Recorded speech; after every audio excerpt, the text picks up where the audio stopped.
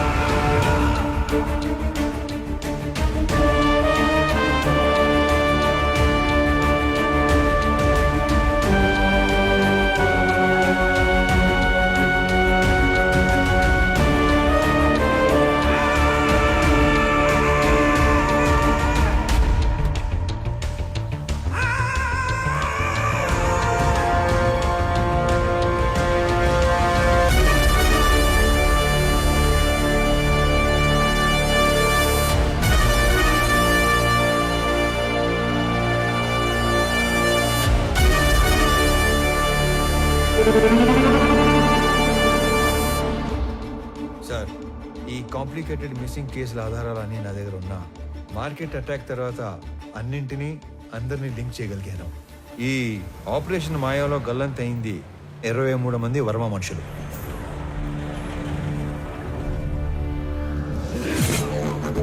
గల్లంతు చేసింది మా Horsley hills ఏరియాలో మా కళ్ళ ముందే తిరుగుతున్న మేకవన్నే తోడేళ్లు, the most dangerous highway killers. ఆ గ్యాంగ్ లో అతి ముఖ్యమైన వాడు నా తమ్ముడు అనంత్. ఆ గ్యాంగ్ కి లీడర్ మా స్కూల్ జూనియర్ కబీర్.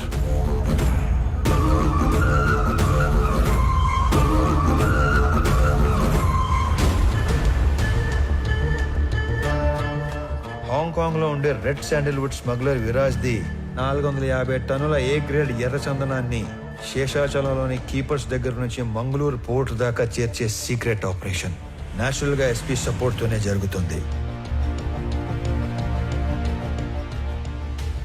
కానీ ఎస్పీ దేవానంద్ కన్ను 100 కోట్లు విలువ చేసే విరాజ్ టోటల్ కన్సైన్మెంట్ మీద పడింది.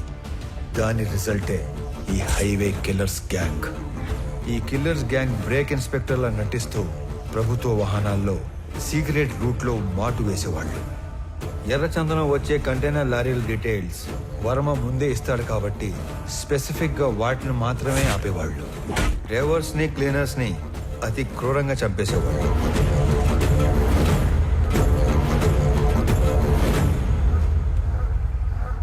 ఆఖరి కంటైనర్ తర్వాత పోర్టుకి బయలుదేరిన వర్మకి రివర్స్ లో వస్తున్న కంటైనర్ కనిపించింది. వెతుకుతూ వెళ్లిన వర్మ కిల్లర్స్ గ్యాంగ్ కంటపడ్డాడు. ఏం చేస్తున్నారా ఇక్కడ? కంటైనర్లతో పెట్టమేంట్రా? ఎవర్రా మీ అందరు నా కొడకలారా? నేను ఎక్కడో చూశాను రా. ఏ వర్మ, వీడి మా పక్కురేరా. అరే అరే అడిగి తిరిగి సంబంధం లేదురా. రే ప్లీజ్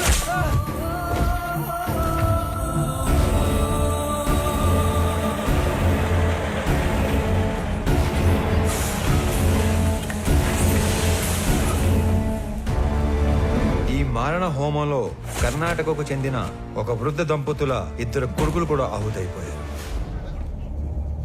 అది కళ్ళారా చూసిన ఆ పెద్దాయన ఆ సమయంలో ఏమి చేయాలో తోచక భార్యని కాపాడుకోవడం కోసం అక్కడి నుంచి పారిపోయాడు. తన 2 పిల్లల్ని పొట్టన పెట్టుకున్న హంతకులను వెతుకుతున్న ఆ పెద్దాయన మొదట్లో కిరాతకులను చూసి భయపడిన పగ కోసం హార్స్లీ హిల్స్ వెనక పాగా వేశాడు. మొహం చూసిన 3 2 మత్తులో దించి చంపేశాడు.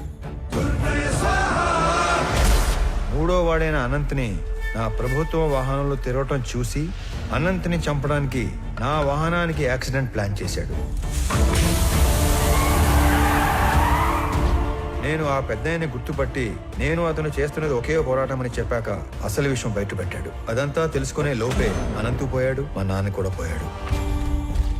ఇంతమందిని క్రూరంగా చంపింది ఆ హైవే కిల్లర్స్ అయితే ఎవిడెన్సెస్ లేకుండా క్లెవర్ గా క్లియర్ గా ప్లాన్ చేసింది మాత్రం ఆ SP Devanand sir. These criminal will be punished. no matter what.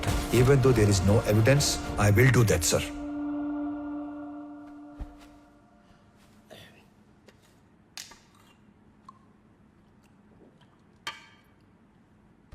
నువ్వు చెప్పింది వింటే నాకే భయం వేస్తుంది. ఎక్కడా సాక్ష్యాలు లేవు. ఎస్పీ దేవానంద్ దేశం వదిలి పారిపోయి ఉంటాడని మీ జిల్లా కలెక్టర్ కిషోర్ చెప్పాడు. ఎనీవే సీఎం గారు ఇమ్మీడియట్గా red sanders anti smuggling task force form చేసి స్పెషల్ జీవో ద్వారా నిన్ను స్క్వాడ్గా అపాయింట్ చేయమన్నారు. జస్ట్ ఇన్ టైం కదా. ఇప్పుడు నువ్వు ఏం చేయాలన్నా ఎవరిని అడగక్కర్లేదు. రేపే చార్జ్ తీసుకో. లేదు సార్, నాకు కొంచెం టైం కావాలి. అదేంటి రామారావు, ఇంత చేసి ఇప్పుడు టైం కావాలంటావేంటి? అసలు ఏం చేద్దాం అనుకుంటున్నావు? Duty sir. ఇన్నాళ్ళు ఒక గవర్నమెంట్ ఆఫీసర్గా మన చట్టాల్ని గౌరవించి న్యాయం కోసం డ్యూటీ చేశాను సార్. కానీ ఇప్పుడు యాజ్ అన్ ఇండివిజువల్ రామారావు గారి ధర్మం కోసం డ్యూటీ చేస్తాను. అంటే I'm going to hunt them. అసలు వేట మొదలైంది.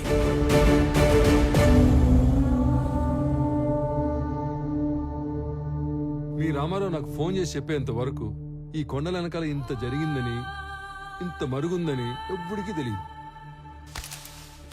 ఇదేంద్ర స్వామి తలనోడి కింద పడుతున్నాయి. సర్లే గాని ఇరంపరం తెలియకుండా ఈ బాడీని గవర్నమెంట్ హాస్పిటల్కి చేర్చలేను. ఈ ఒక్క ముసలాడి 2 పిల్లల బాడీలు కాకుండా మిగతా శవాల వివరాలు ఒక్క రామారావు తప్ప చంపినాడు కూడా తెలిసి ఉండదు అనుకుంటా. ఏమైనా ఎప్పుడో సంవత్సరం క్రితం జరిగిన దాన్ని వెంటాడి మరీ సాధించాడుగా మొత్తానికి. ఇంతకి ఏడా మనిషి వచ్చేస్తాడు సార్. ఎవరినో చూసి వస్తానని వెళ్ళాడు. అయ్యో స్వామి, ఆ రకం చూసొచ్చే రకం కాదు బా, కాల్చొచ్చే రకం.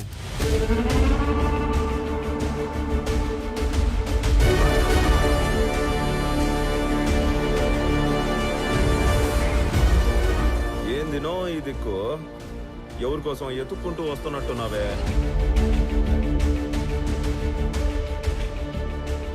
నీకోసమేరా.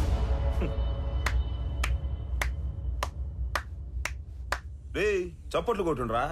నా నువ్వు యాది కనిపెట్టగలిగినా నన్ను కనిపెడతావనే అనుకోనేలే.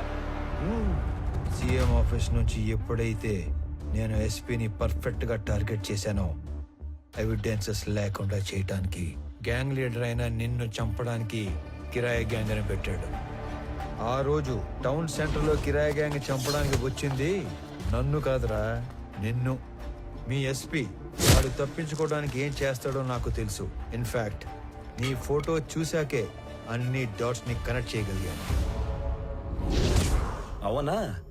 మా గురించి అంతా తెలిసి ఇక్కడికి యాదానికి ఉత్త చేతులతో ఒక్కడివే వచ్చినావనా? మేము చంపేస్తాం కదనా. ఈ చేతుల్లో చావటానికి రాలేదురా. ఏ సంబంధం లేని మా నాన్నని చంపిన నువ్వు, అంతమందిని చంపిన మీరందరూ ఒకే చోట చేరే వరకు ఓపిగ్గా ఎదురు చూశాను. మీలో ఏ ఒక్కడికి రేపనే రోజు ఉండదు.